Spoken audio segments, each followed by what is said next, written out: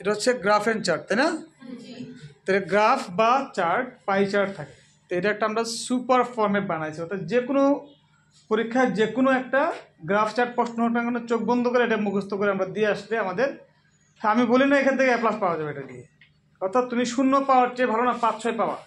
তো এটা লিখলে তুমি যদি এমন হইতে পারো 10-12 পাইতে পারো, 10 পাইতে পারো, মিনিমাম 7-8 পাইতে পারো। তাহলে কিছু না পাওয়ার চাইতে যেন অন্তত পাই, এই কারণে আমরা এই সুপার ফর্মেটটা ফলো করব। যেমন যে কোনো গ্রাফ চার্ট থাকলে আমরা ওইটার নাম লিখতে পারি কি, ডেসক্রিপশন অফ দ্য গ্রাফ, তাই না? যে কোনো গ্রাফ লিখতে, তাই না? বলো কি বলো, খেয়াল রাখতে হবে গ্রাফের জি যেন বড় হয়, ডি যেন বড় হয়, কারণ যে কোনো নামকরণ বড় হাতে হতে হয়। তারপরে লিখলাম here the graph is about dot dot, অর্থাৎ প্রশ্ন পুরো আমাদের বের করতে হবে যে আসলে এটা কিসের উপরে, তাই না? এখন প্রশ্ন পড়লে বোঝা যায়, তাই না?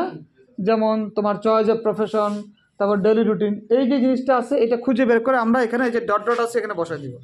তারপরে the graph is clearly giving us the idea of the targeted topic, অর্থাৎ আমরা যেই টপিকই থাকুক না কেন আমরা এখান থেকে এই লাইনটা কমন হয়ে যাচ্ছে না, এটা চয়েস অফ প্রফেশন হোক, ইন্টারনেট হোক বা তোমার স্টাডি হোক, সবগুলোর সাথে কিন্তু এটা চলে যাবে।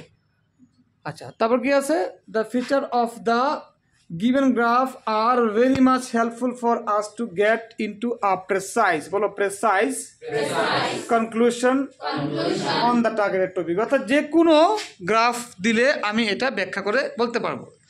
There are some important features here in the graph, তো স্বাভাবিক কারণে যে গ্রাফই দেওয়া হবে একটা ইম্পর্টেন্ট ফিচার দিয়ে গ্রাফটা তৈরি করা হয় বা চার্টটা তৈরি করা হয়, তাহলে কমন হয়ে গেছে না?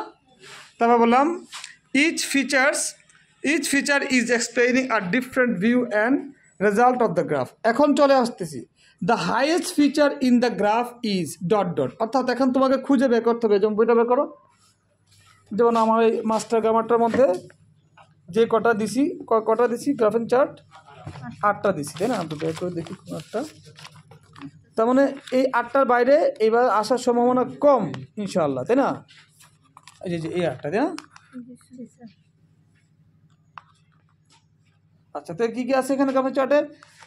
স্টুডেন্টস ডেইলি অ্যাক্টিভিটিস আছে, তারপরে চয়েস অফ প্রফেশন আছে, পার্সেন্টেজ অফ ট্রান্সপোর্টেশন আছে, ইন্টারনেট বা মোবাইল ইউজার্স আছে, কি পলিউশন আছে, এটা এয়ার পলিউশন হতে পারে, সব কিছু মিলা হতে পারে, সেলিং রেটস অফ বুকস হতে পারে, লিটারেসি রেটস, তারপরে প্রপার্টি রেট, তাহলে যে কোনো জিনিস এই 8টা তো আছেই, বা যে কোনো একটা চার্ট দিলেই আমরা এটা গদ বাধা বসাইতে পারি। যেমন এখানে যেমন কি আছে এখানে, যেমন এখানে বুলেট 6 আমরা পড়ি নাকি, কি লেখা আছে বুলেট 6 এর পেজ নাম্বার কত, 144 লেখা আছে, look at the following graph, it shows আ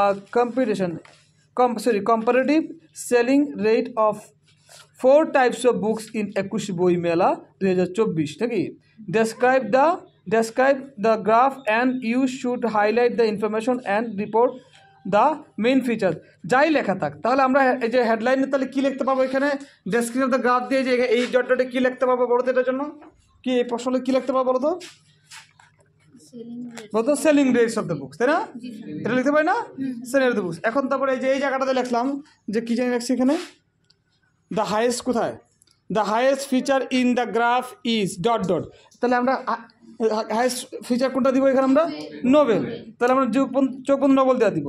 আর আচ্ছা, তারপরে ম্যাথমেটিক্যাল রেট কোনটা দিব, দেখো 400-র উপরে তুমি আন্দাজ করে 4.5 দিতে পারো, তাই না? তার মানে যে কোনো একটা এই জায়গাটাতে, তাহলে এখানে কি দিব নোবেল, এখানে কি দিব 4,500, তার মানে তোমরা যে কোনো একটা গ্রাফ আসলেই আমরা এই জিনিস থাকবে, মিনিমাম 4টা থাকবে। তো এই যে এখানে 4টা প্রশ্ন করছিল যে স্যার কয়টা ফিচার থাকতে পারে, তাহলে দেখলাম যে মিনিমাম 4টা ফিচার থাকবে, তাহলে 2টা হাইয়েস্ট 2টা লোয়েস্ট, তাহলে আমরা এখানে যেটা দিয়েছি 2টা হাইয়েস্ট 2টা লোয়েস্ট দিয়ে আমরা করে দিচ্ছি, এবং বাকিটা আমি লিখি নাই, বাকিটা হয়তো আমি তোমাদেরকে গ্রুপে দিয়ে দিব না। তার মানে এই গ্রাফ এন্ড চার্টের যে জিনিসটা দিলাম, এটা আমাদের যে কোনো গ্রাফ আসলে না লেখার চেয়ে এটা যদি লিখে দিয়ে আসি সম্ভাবনা আছে আমাদের 8, 9, 10ও পাইতে পারি আমরা, যদি নির্ভুল লিখতে পারো, কোনো ভুল না করো। কথা ক্লিয়ার? তাহলে এটা কি, এটা একটা super format of graph and chart. Thank you very much.